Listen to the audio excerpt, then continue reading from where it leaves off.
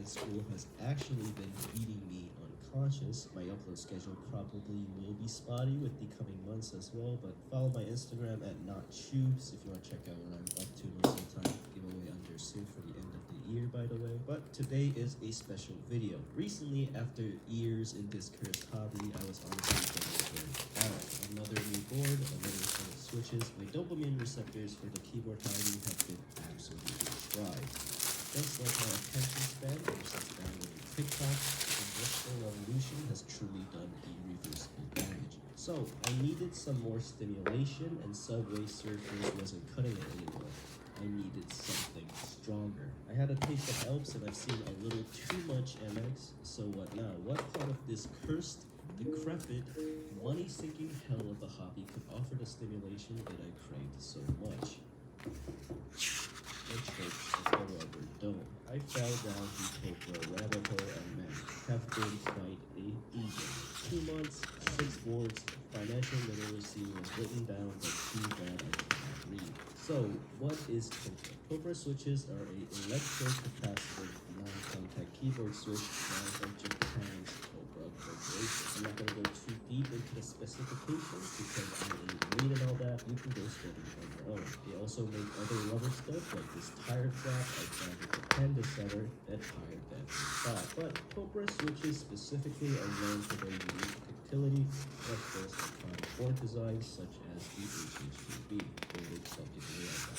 Moving forward, I actually want to make some more videos on alternative Topra switches as well. But today we are checking out full JDM OEM boards and parts. Besides the Leopold, that guy is mixed. Okay, now just bear with me, but I'm still relatively a noob in the realm of Topra, so this won't be a review or any of the shorts, just my thoughts and showcase of some of these boards. I also just wanted to flex a little. First off, I got my very first ever Topra board. This is the HHKB Hybrid Type S. I actually got this around 2020. The manufacturing date is 2020.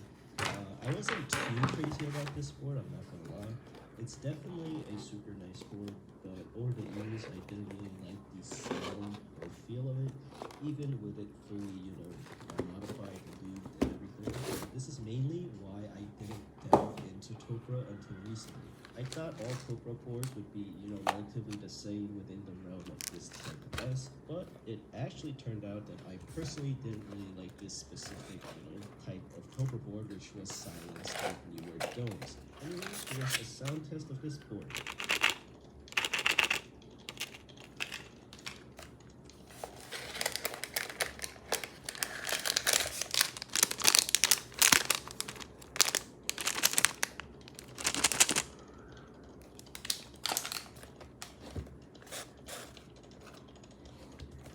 Second, we got the board that really changed my view on Topra.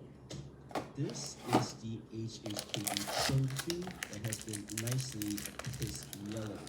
It's got some custom badge caps from Black River. I'll leave his Instagram below. Really nice guy.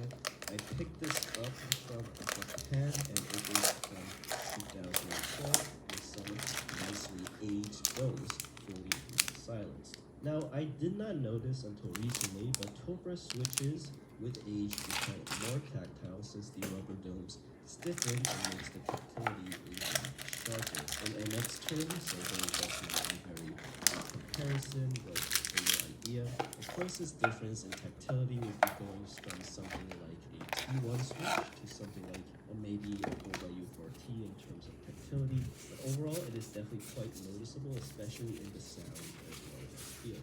I really like the feeling of aged domes. I actually really fell in love with this though. I realized how unique Topra really could be, and with this, like that first puff of crack, I was absolutely hooked. Now here is a sound test.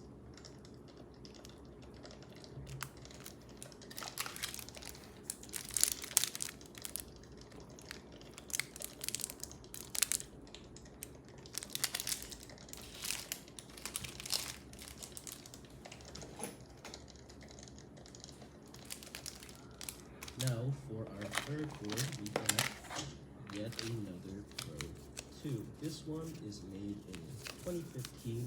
This is actually aged much differently. Definitely not as tactile as the Pace Pro 2, but it's a nice middle ground between the Hybrid Type S I had and the Pissy Boy. I'm trying to keep this relatively stock, so it has been lubed, but lubed very lightly, and yeah, I quite like this one as well. Here's a sound test.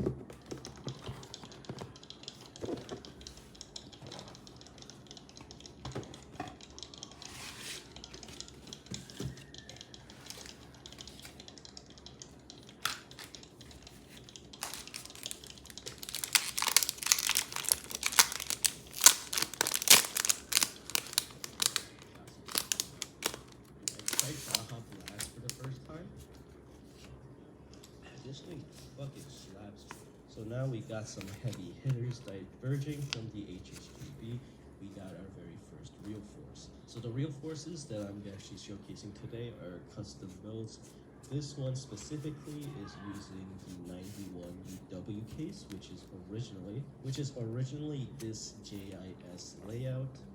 It's honestly pretty based, but I wanted the standard Sangan row and stuff, so I put in a 86U internal in it. Honestly, I did all this because I wanted this Just Systems logo on the top right corner. I have severe brain rot. So this build particularly has stock variable domes, which is different key weights on different parts of the board. And honestly, it's pretty interesting. Not my favorite, but definitely something pretty fun. And the board also features a stock stainless steel plate, which is different from the integrated plastic plate that are found in the HHQBs. Personally, I found that I really like stainless steel more. I felt like the bottom out was a bit harsher, but with the texture, like the softer texture of the domes, it paired quite nicely, and the overall sound profile was noticeably different with a crisper bottom out sound. So here is a sound test.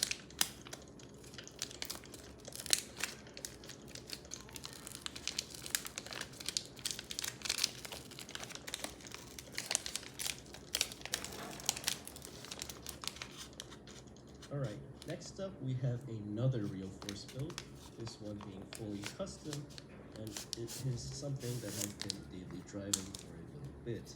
This is actually a 89U case with custom internals and features a stainless steel plate from Sholab, 45-gram OEM domes, and a custom PCB from Kipalot.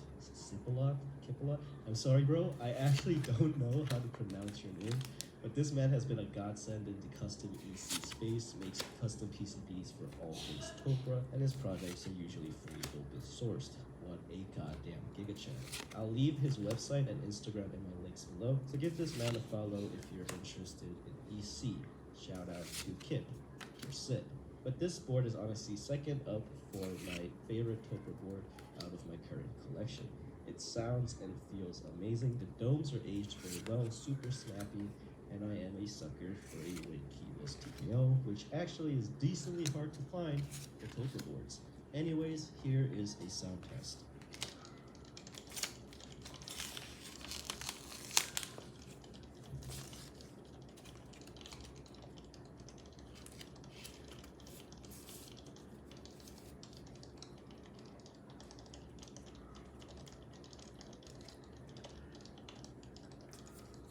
Finally, my last Topra board in my collection, and my absolute favorite. This is the Leopold FC660C. Leopold is actually a Korean company, but they're utilizing the Japanese Topra. Finally, we have peace between the two countries. But this board is completely stock, besides being lubed, and is unsilenced with 45-gram domes. But man, I don't know if it's a Leopold thing, because this is the only EC Leopold that I've tried, or if I got a godly unit, but this thing is absolutely cracked. The tactility on these domes are the snappiest that I've felt so far in Topra, and they absolutely smack. Super tactile with a nice return. The sound is crisp and blocky at the same time. I know I have brain rot, but I don't know what else to say. This thing absolutely slaps. The layout is super nice. I actually am not a huge 65% enjoyer, but I don't know, this thing sort of works. I actually quite like it a lot, and yeah, this is so far my favorite Topra board that I've tried. So here is a sound test.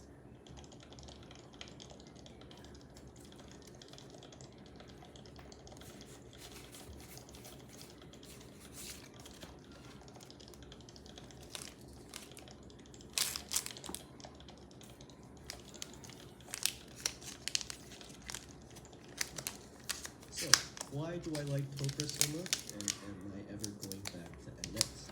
Of course, I'm still going to cover MX things on this channel, but I will also be exploring EC and Topra as well moving forward. Topra has been a brand new experience. The rubber domes on these offer a soft and tactile experience that you really cannot replicate with plastic MX switches. Anyways, hope you guys enjoyed this little showcase of my Topra boards, and I catch